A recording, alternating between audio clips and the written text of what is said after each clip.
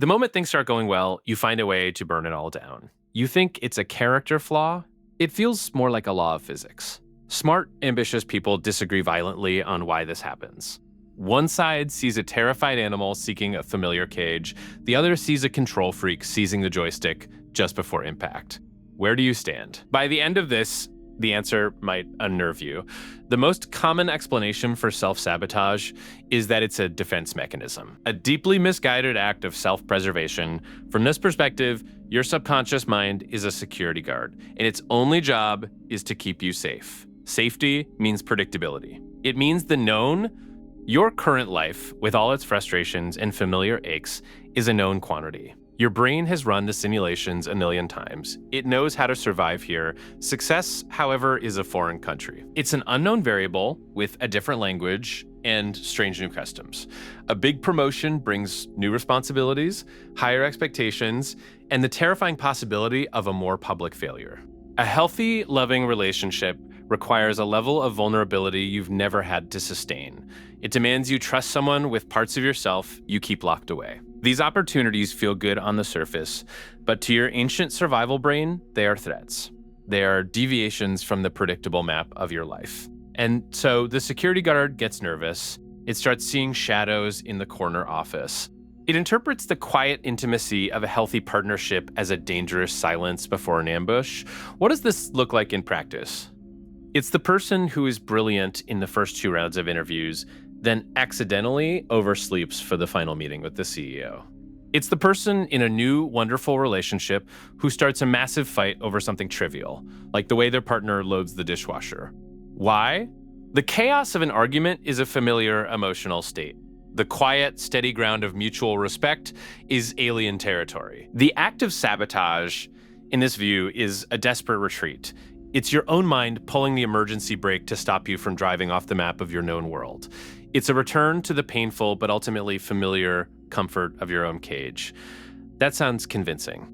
Almost comforting in its own way, but it paints you as a passive victim, a puppet whose strings are pulled by a fearful subconscious.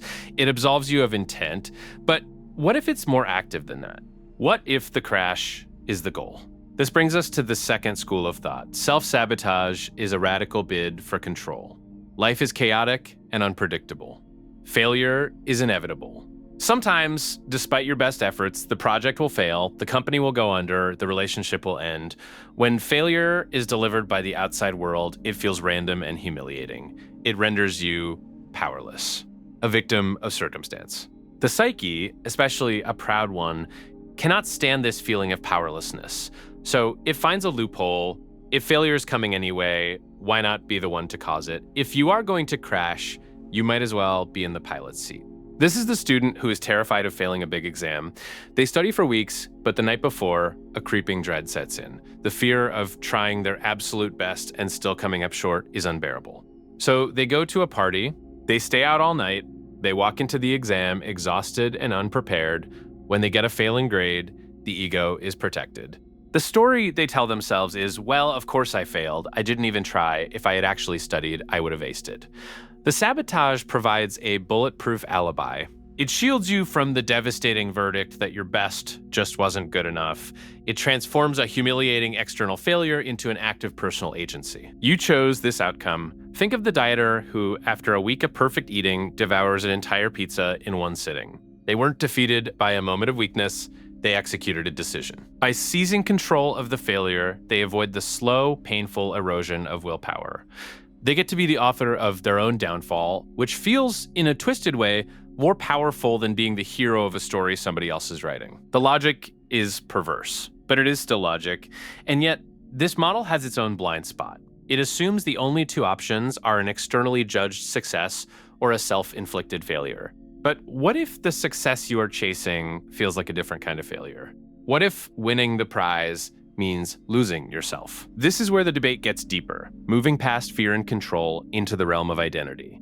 Some psychologists argue that we each have an unconscious upper limit for how much success, happiness, and love we are comfortable experiencing. We have a hidden thermostat for joy. When our life gets too good and exceeds that set point, we will unconsciously create a crisis to bring our emotional temperature back down to a more familiar level. This is the core of the identity conflict. Why would we do this? Because the new successful version of you might violate a core belief or a deep-seated loyalty. Imagine someone who grew up in poverty, where the family identity was built on struggle, solidarity, and a suspicion of the wealthy. If that person starts to achieve massive financial success, they may feel a profound, disorienting guilt.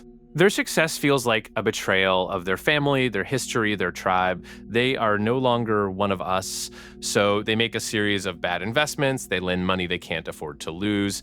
They sabotage their success to unconsciously prove their loyalty to the people and the identity they left behind. This applies everywhere. The artist who believes that true creativity comes from suffering might sabotage their first gallery show because commercial success would mean they're a sellout, invalidating their identity as a pure, struggling artist. The person who is the fat, funny friend their whole life might regain 100 pounds after weight loss surgery because the attention and new social dynamics of being conventionally attractive are more terrifying than the physical discomfort of obesity. They don't know how to be this new person. The sabotage is a violent, desperate attempt to go home. Home, in this sense, is a consistent story about who you are. Success threatened to change the main character. The sabotage keeps you in a story you already know how to tell, even if it's a tragedy. It's an act of profound, if misguided, loyalty to a past self that you promised you would never forget. This is a powerful psychological explanation. It feels true in our bones, but it still relies on narrative, belief, and the murky world of the subconscious. What if there's a simpler, more mechanical process at work underneath it all? What if self-sabotage is less about your life story and more about your biology? Let's look at this from the perspective of homeostasis. Your brain is a prediction machine. Its primary job is survival. And survival depends on keeping your internal systems stable. It works tirelessly to maintain a constant body temperature, a steady heart rate, and stable blood chemistry. This principle of stability is called homeostasis. But what if it applies to more than just biology? What if your mind also has a homeostatic set point for your entire life?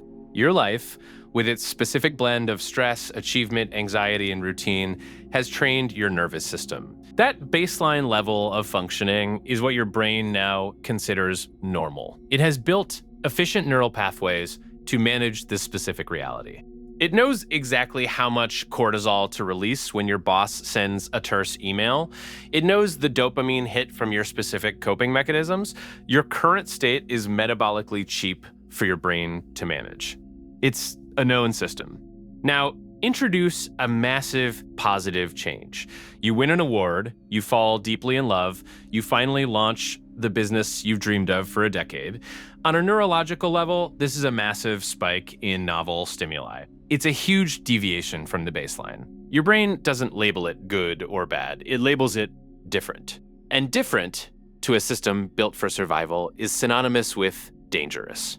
An alarm bell goes off. The system experiences this sudden influx of success and happiness as a kind of error message. It's a fever.